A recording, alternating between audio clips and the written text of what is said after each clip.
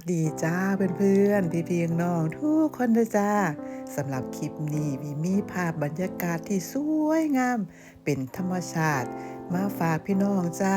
พี่น้องเหลียวเห็นบ่จ้าพุ่นน่ะป๊าดภาพบรรยากาศที่นกบินไปบินมาโฉบไปโฉบมาอยู่บนท้องฟ้าบนภูเขาแล้วพี่น้องเห็นสีขาวๆนั่นบ่จ้าก็เป็นพระจันทร์ยามเช้าจ้าพี่น้องจ้ายามเช้าสิมีพระจันทร์จังซี่แหละทุกมื้อถ้าหวีตื่นเช้าประมาณ6โมง7โมงก็สิเป็นพระจันทร์ดวงใหญ่กลมๆอยู่บนภูเขาอยู่ตรงนี้จ้ามุมนี้ให้ได้ชื่นชมแต่ว่ามื้อนี้เป็นภาพบรรยากาศที่หวีรอคอยมาโดนแล้วหวีรอจับภาพนี้มาหลายมื้อหลายเว้นเวลาแสงแดดดีอากาศดีแต่ว่ามื้อนี้ลมแห้งหนาวจ้ะพี่น้องแต่ความที่ว่าเป็นคนที่มักนกพุ่นน่ะบินมาแล้วกว่าสิจับภาพได้เด้อพี่น้องจ้าแต่ว่ามื้อนี้ได้ภาพที่สวยงามเพิ่นบินไปบินมาหวีก็รอล่ะจ้ารอที่ได้ภาพนี้ภาพใดบ่สวยก็ตัดออกก็เลยเอามาฝากพี่น้องอย่าฟ้าวไปไสเด้อจ้าเพราะว่ามีบรรยากาศสวยๆของท้องฟ้ายามบ่ายจนไปฮอดค่ำมาฝากพี่น้องจ้าอยู่ท้ายคลิปเดี๋ยวชมไปนำกันจ้า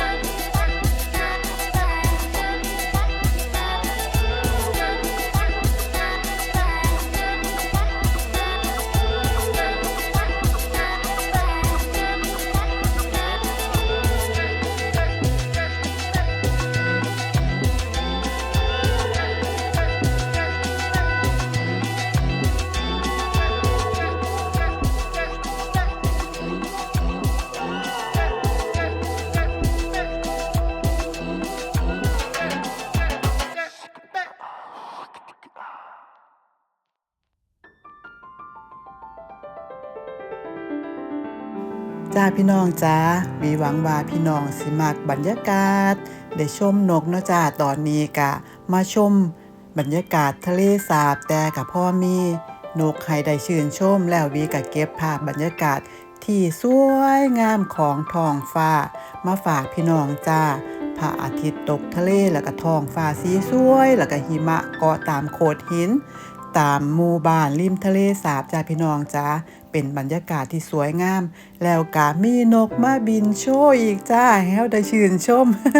มีหวังว่าพี่น้องสิมักเนาะจ้าเดี๋ยวชมไปน้ำกันจ้า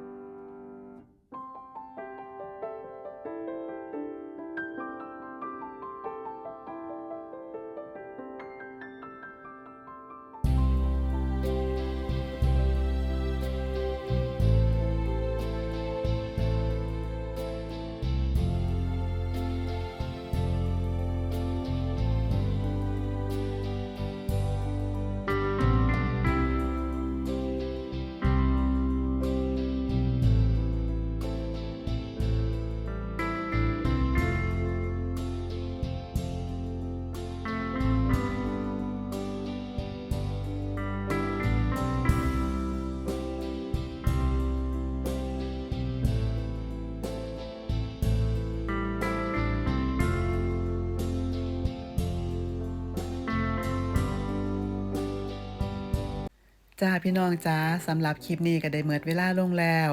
วีหวังว่าพี่น้องสิมักบรรยากาศ